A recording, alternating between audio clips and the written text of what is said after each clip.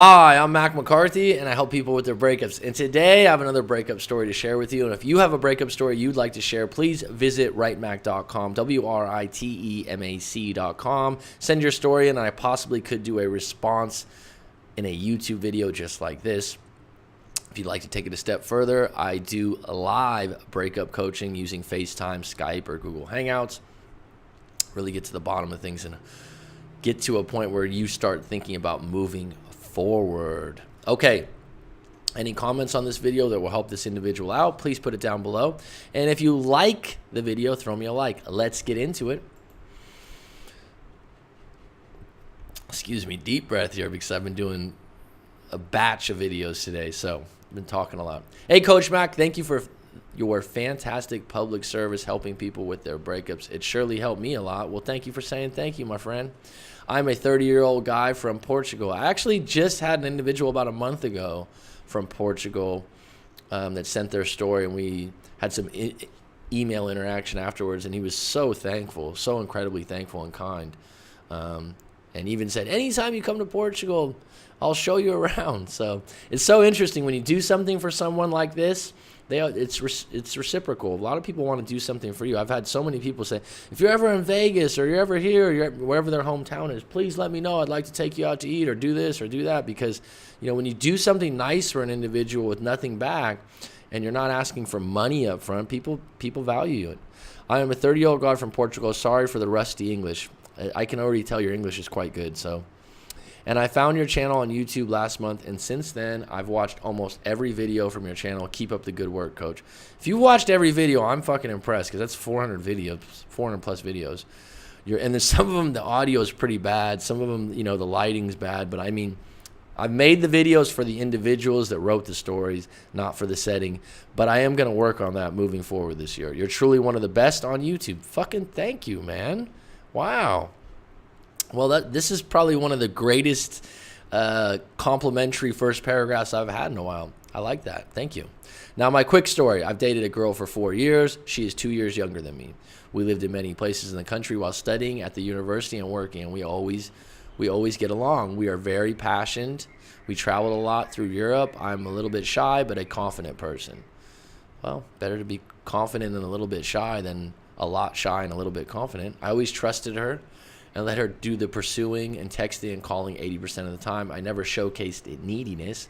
She was kind, beautiful, and sweet. Well, that's a nice package. Kind, beautiful, and sweet. That kind of girl, women in Portugal are beautiful. I've met a few that have visited the Bay Area and said, absolutely gorgeous. She was kind, beautiful, and sweet. The kind of girl you can say is a keeper. Now the red flags. Dun, dun, dun. There's always something. Nothing's perfect, people. She comes from a dysfunctional family. Well, you're not going to change that, first and foremost. Her mom is still living on their parents' home. So her mom lives with her grandparents, is what you're saying. They come from a poor family. Again, you're not going to change that anytime soon. Her dad is away working in France since she was a little kid, so she doesn't have a close relationship with her father.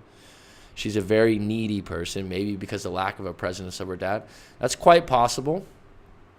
People are needy outside. Some people in really good families are still needy. She seeks validation on Facebook and Instagram with likes and comments. Well, that's a sign of the 21st century. And if that bothers you, or that's not the kind of person you consider yourself to be, it's going to bother you for a long time. It's probably not going away. And Facebook and Instagram can become an addiction, just like cigarettes or alcohol. Absolutely. I've seen individuals like that. And if that bothers you, that's probably not going to change. So when you see these red flags, does the individual see them as red flags, or is it just you? You're not going to talk them into believing that, because subconsciously they're running on a pattern. They don't even know they're checking their phone every 15 minutes. 2 years ago, she had an issue at her job, and her self-confidence plummeted. Her boss wanted to shift her from a full-time to a part-time schedule, and she went nuts. Your English is pretty good, man. She isolated in her mom's house. Well, okay, what that has to do, if she grew up poor and she's helping support her mother, a full-time to a part-time is a money thing, and it probably scared the shit out of her. People that really value money because they're poor and they lose something in their job, it's completely different than someone that maybe, is just supporting themselves or has a high value as far as I can make money elsewhere. She isolated in her mom's house, or should I say her grandparents, and she told me to let her stay alone and that she was with doubts about the relationship. Bottom line is she's doing something I call layering. So she's got a problem with her job, but then she's going, you don't understand, and I'm not ready for a relationship. So instead of just going like, could I find a new job? Is this a job good for me? How could I get my full-time status back? She's just focusing on the problem, taking it personally, and then letting it layer into other parts of her life, being your relationship. I said, sure, give me a call if you change your mind. Good approach. You got confidence. And I went mute, straight into no contact. And 3 weeks later, her boss reconsidered. She kept the full-time schedule. Then she asked why I didn't give a damn about her. Sometimes people are indecisive and they play this little game that, oh, I wish you would have chased me. But in reality, the thing that brought her back to call you is that you were a confident individual and you went, fine, I respect your decision. And then she's going to blame you afterwards for not giving a damn when she's the one that broke up with you. Bottom line is you gave a damn about yourself, about your own pride and about your own character, and I'm proud of you, man. I told her I respected her space, and we gradually patched things up. Outstanding. That's the way to do it. I gave her a vote of confidence. I always had the dream of starting a furniture company. That's unique. Since I'm a furniture designer and wanted to sell my products. Well, good for you. It's never been a better time to create your own company online. I was in a job I didn't like and growing frustrated, so I decided to, bit by bit, in my free time, started designing and crafting my own pieces to create a collection. Instead of see, you got a purpose outside this relationship and a passion, something you're working on, and this is going to carry you through any breakup or any bad time because you're working on something that really matters to you. So I commend you for that. Instead of seeing excitement in her eyes, what started to see was jealousy. That's a fucking huge red flag. If you're doing something you love, you're making progress, or even you're taking your bumps and your licks and your problems, and she's jealous because you're doing something you really want to do, no bueno. Because I was focused on that in doing what I like and being an entrepreneur, and she was kind of adrift. Well, that shows me that she's not focused on growing as an individual, and to take it a step further, it upsets her that someone else is. That's not a good partner to be with long term. 8 months ago, she was rejected for a management course within their company, second year in a row. She was growing frustrated and decided going back to college to finish her management course. Well, good for her. She's not being a victim, and she's saying, well, the alternative is maybe I need to work on my skills and I'll go to school for it with the objective of being promoted in her company. I endorsed the idea and gave my full support to her. Good for you.